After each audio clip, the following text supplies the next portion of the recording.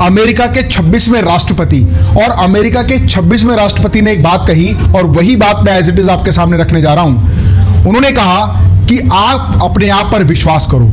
अगर आप ये विश्वास कर सकते हैं कि मैं ये काम कर सकता हूं तो समझ लीजिए आधा काम कंप्लीट हो गया।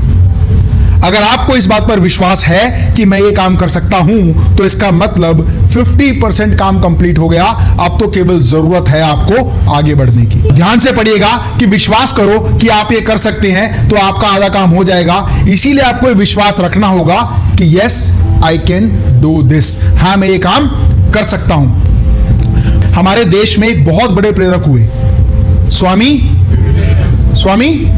विवेकानंद जी। स्वामी विवेकानंद जी एक बहुत बड़े दार्शनिक थे। वो बहुत सारी चीजों को विजुलाइज करते थे, बहुत सारी चीजों को भविष्य के बारे में जानते थे, वो वर्तमान के बारे में जानते थे और बहुत सारे अच्छे गुणों को समझकर लोगों में बांटने के ज्ञान को जानते थे।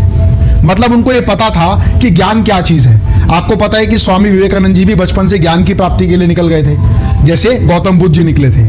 तो स्वामी विवेकानंद जी जब ज्ञान की प्राप्ति कर रहे थे तो कई लोगों ने सोचा कि अगर ज्ञान की प्राप्ति करनी है तो क्या जरूरत है इतनी मेहनत करने की। सीधा स्वामी विवेकानंद जी के पास चलते हैं, उनसे पूछते हैं कि विवेकानंद जी हम ज्ञान की प्राप्ति करना चाहते हैं और आप हमें उस ज्ञान के बारे में बताएं।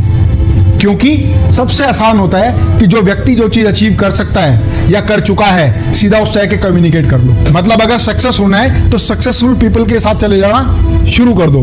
तो ठीक ऐसा ही हुआ।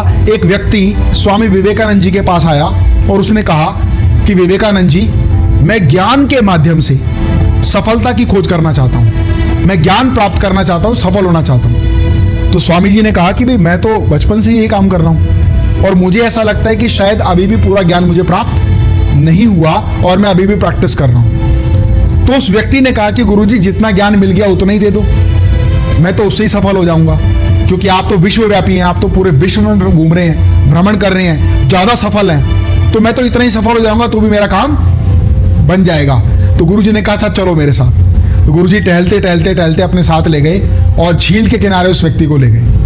और झील के किनारे ले जाने के बाद उन्होंने कहा आप बैठो झील के किनारे और झील में झांको। उसने कहा उससे क्या होगा? कह रहे झांको तो सही। जैसे वो व्यक्ति घुटनों पर बैठा और पानी में झांकने लगा, गुरुजी ने उसकी गर्दन पकड़ी और पानी में डुबा दी और डुबाई रखी कस के। तो वो आदमी एकदम पानी में अगर गर्दन जाएगी तो क्या होगा? छटपटाने लगा। उसको ऐसा लगने लगा मैं डूब जाऊंगा या मर जाऊंगा।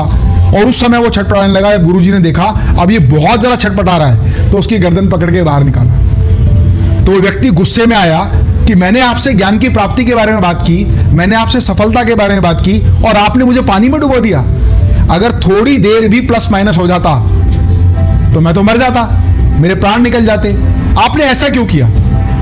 तो स्वामी विवेकानंद जी ने उसको स्टेटमेंट दी। उन्होंने कहा मुझे एक सवाल का जवाब दो। जिस समय मैंने आपकी गर्दन को पकड़ के पानी में डुबा दिया था, जिस समय आप ठीक मरने वाले थे, उस समय आपको सबसे ज्यादा किस चीज की जरूरत थी? हवा की, ऑक्सीजन की, कि जैसे बाहर आएगा मैं सांस लूंगा। तो गुरुजी ने कहा जिस समय आपको ऐसा लग रहा था कि अब मेरे प्राण निकलने वाले हैं, उस समय आपको ऑक्सीजन की सबसे ज्यादा जरूरत थी। तो जीवन में जिस समय आपको ऐसा लगने लग जाए कि अब मुझे ऑक्सीजन की बहुत ज्यादा जरूरत है, तो समझ लीजिए उस हवा की वैल्यू आपको पता है। ठीक उस तरह से ज्ञान की प्राप्ति के लिए आपके मन में ऐसा विचार आ जाए कि अब इसके आगे कुछ और नहीं हो सकता, अब तो मुझे ज्ञान प्राप्त करना है। मतलब इतनी लालसा पड़ जाए जिस समय मरते समय आपको ऑक्सीजन की जरूरत थी, अगर इतनी जरूरत जिस दिन आपको ज्ञान की महसूस होगी, उस दिन आपको ज्ञान की प्राप्ति हो जाएगी। ज्ञान कहीं नहीं बट रहा है, ज्ञान केवल आपको एक्वायर करना पड़ेगा, ज्ञान को अर्जित करना पड़ेगा, ज्ञान को समझना पड़ेगा।